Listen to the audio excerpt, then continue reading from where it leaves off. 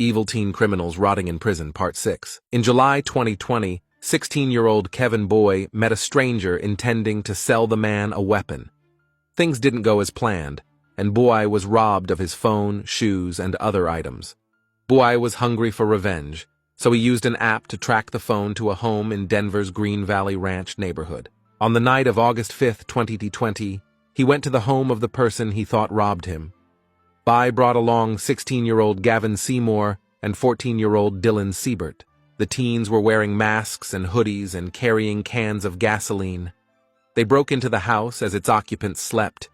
The teens spread gas around before setting the place on fire. As the home went up in flames, the trio escaped to safety and fled in a dark sedan, leaving 8 people in the home fighting to survive. 3 people were able to escape the terrifying blaze by jumping out of windows. Unfortunately, Jibril Diol, his wife Aja, and their 2-year-old daughter died along with Hassan Diol and her young daughter.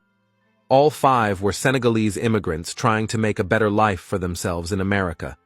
Investigators had limited evidence and couldn't find a reason why anyone would target the family. They thought it might be racially motivated, but they later realized it was revenge for Bui's cell phone.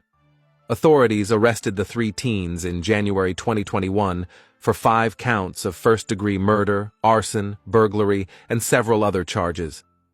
Investigators revealed to the public that no one in the home had anything to do with the phone. The district attorney could have tried all 3 as juveniles, but he elected to charge Bui and Seymour as adults, while Siebert was left to face charges in juvenile court. In early 2023, Siebert pleaded guilty to second-degree murder and use of a weapon during a violent crime.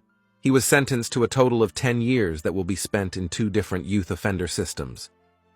In January 2024, Seymour pleaded guilty to second-degree murder.